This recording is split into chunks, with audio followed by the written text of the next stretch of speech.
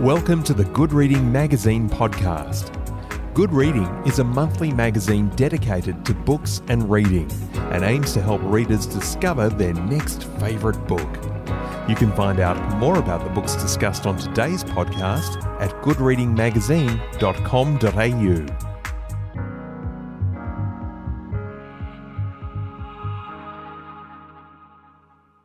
Bowman knew the cops were withholding details on the Gladesville slayings. Everyone knew that. The police had revealed three things that were common to both crimes. The victims had been raped, wrapped in black plastic, and then the shutters had come down. Bowman looked towards the creek. It had history, he knew, because his father had taught him. A First Fleet party had got out here to the headwaters of the river, eating lorikeets and crow soup with white cockatoo, eating kangaroo. They had used the river in April 1788, and now BMK was using it too. The river was what linked Gladesville to the school, the river that wound down from the creek. Hello and welcome to the Good Reading Podcast. Matthew Spencer was a journalist with the Australian newspaper for 20 years. Today I'm talking with Matthew about his first crime fiction novel, Black River. Matthew Spencer, welcome to the Good Reading Podcast. Thank you very much for having me. Black River is set very close to home. Much of it centred on the banks of Sydney's Parramatta River, a river with a bit of a checkered history, both a salubrious residential zone and an industrial drain. Is this the river you're familiar with? My familiarity is from my childhood with my father. We lived out at North Parramatta, but my dad was a keen sailor in that he'd built his own 20-foot boat and he'd moored it at Putney. And a big day out was to get to the Gladesville Bridge and turn around and come home. And everything was just done under sail. So I spent a lot of time in that area of the river when I was younger. Your book, Black River, has a palpable local flavour, both in the setting and in its characters. What's the value in placing a crime in a very familiar, almost ordinary setting? Well, I think as a debut author, the reason I did it, and I think and I hope that the advantage to me and to the reader was that because I knew the place so well as my childhood home and where I'd lived for 15 years, I didn't have to imagine too much. And so in a novel like this, you're moving a lot of people around, even just in and out of rooms, but also across town. And I found if I could follow it in my mind's eye from reality, it helped me a bit. And I imagine in the next book or the one after that I probably will have the confidence not to worry too much about that and be able to put it in either spots that I imagine or places that I don't know so well. Crime fiction is as much about the characters and the setting as it is about the crime. Which came first for you in the writing of Black River?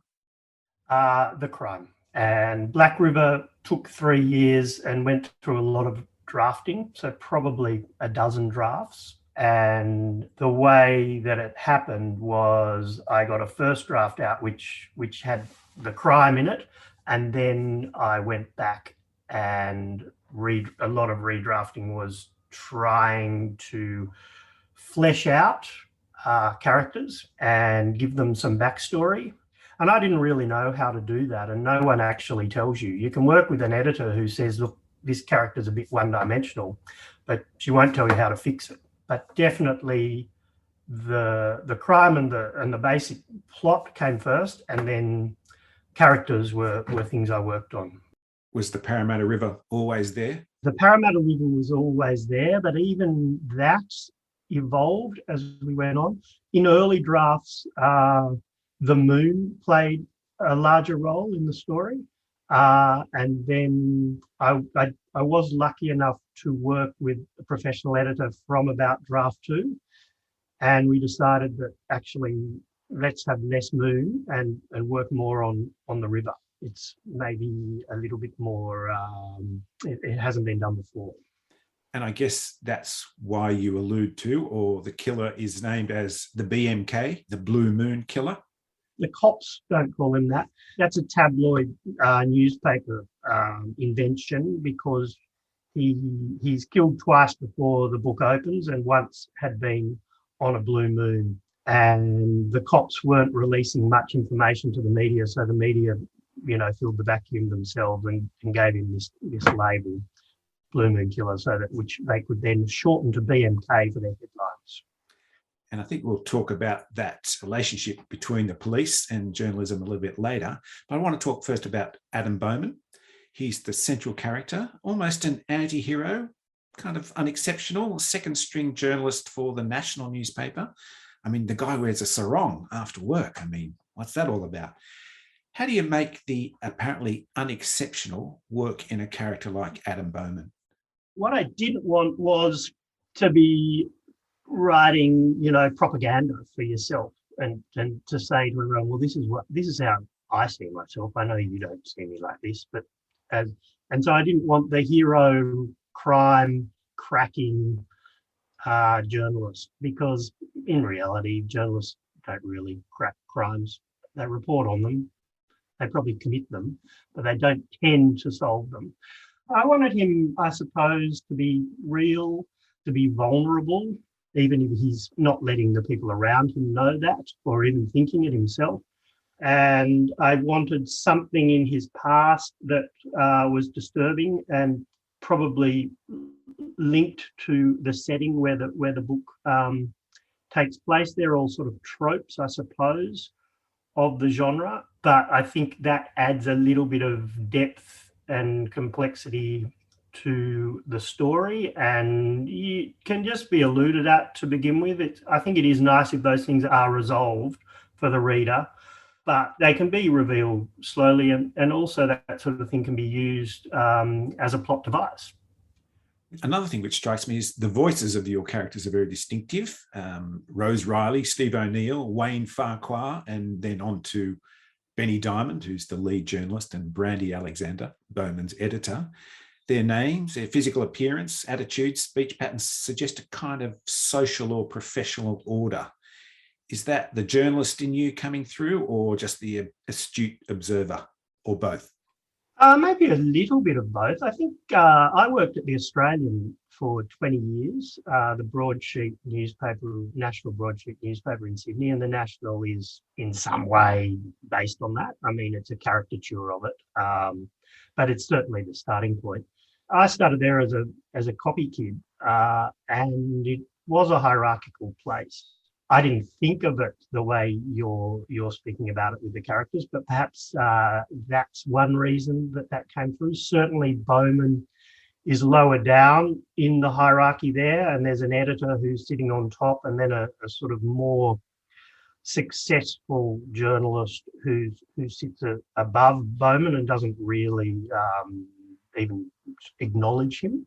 That sort of thing would go on all the time in newspapers. And then in the cops, I wanted the relationship between O'Neill, the male boss, and his underling, Riley, a female detective sergeant, to be not too hierarchical, in that he respected her and vice versa.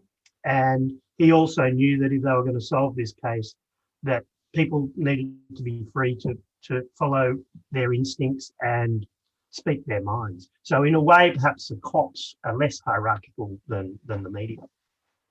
I liked Rose Riley, especially when she says passion, piss, or money, and drugs as a subclause between piss and money, which she identifies as the murder trinity.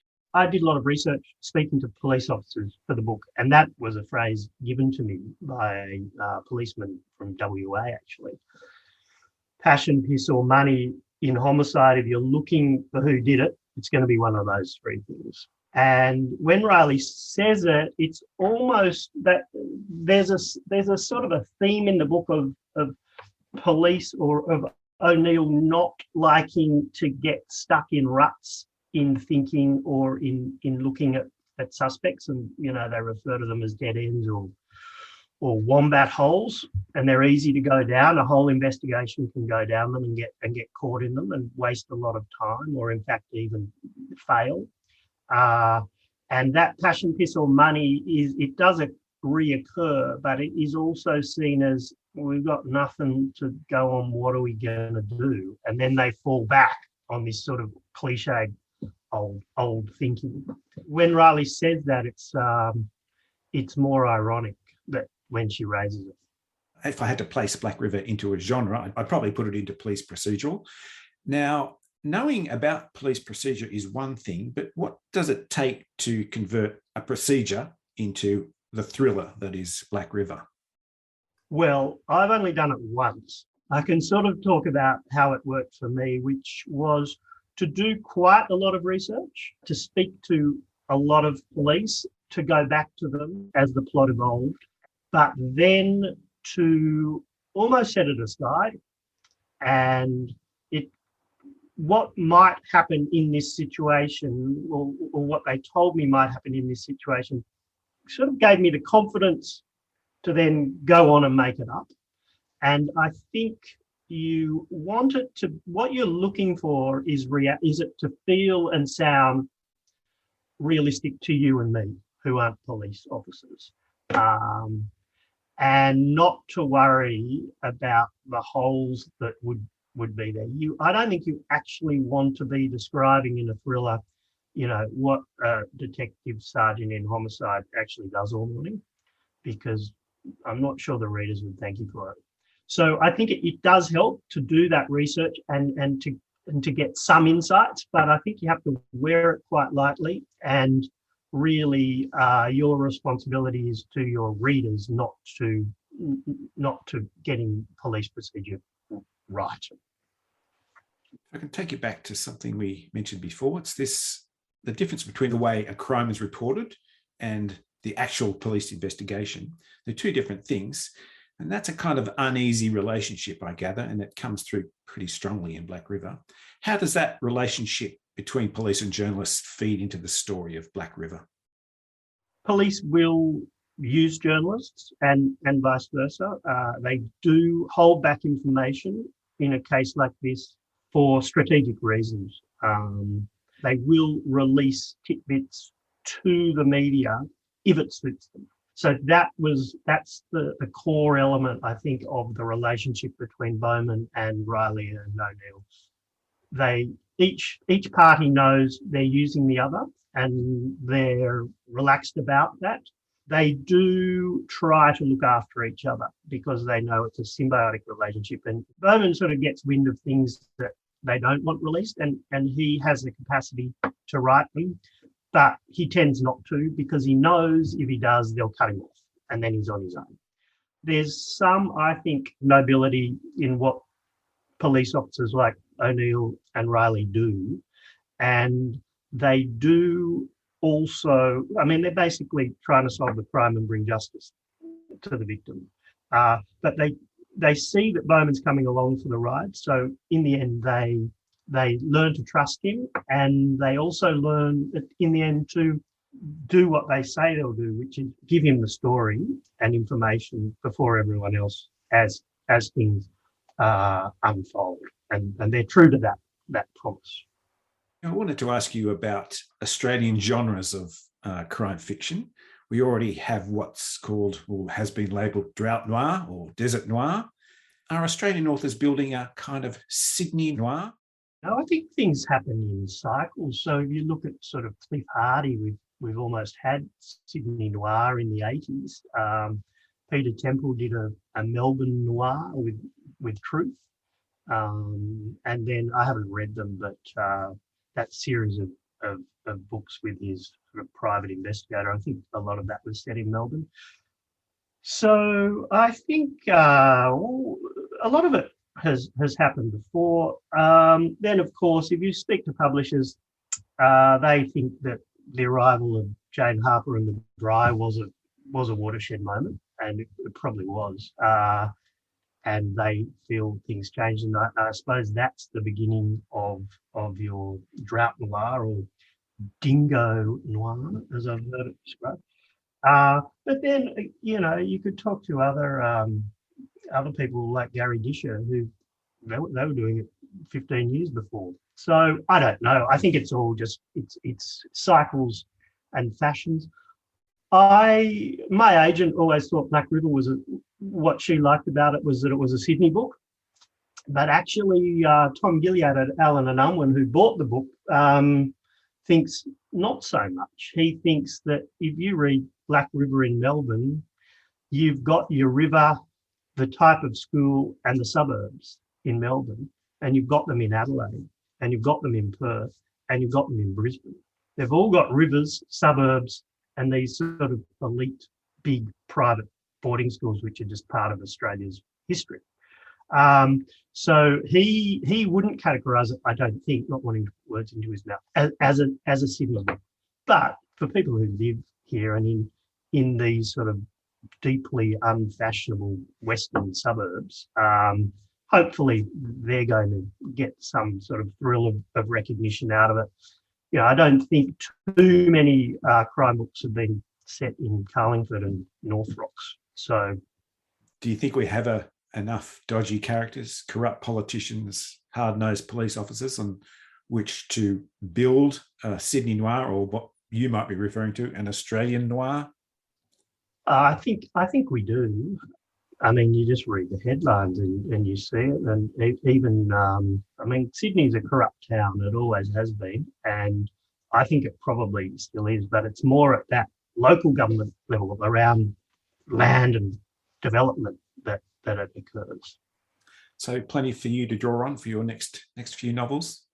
I think so. So I'm writing number 2, which is not a sequel, but it's hopefully will become a series. I'm not sure how many books I have in me, but number 2 at the moment is continuing, and it's Rose Riley and her more junior detective, Priya Patel, and they're in Cessnock at the moment, so we'll see where all that leads. Matthew Spencer, thank you for joining me on the Good Reading Podcast. Thanks, Greg. Thanks for having me. I've been talking to Matthew Spencer about his new book, Black River. It's published by Allen & Unwin, and you can find it at goodreadingmagazine.com.au. My name's Greg Dobbs, and thanks for listening. Subscribe to Good Reading print and online magazine at goodreadingmagazine.com.au.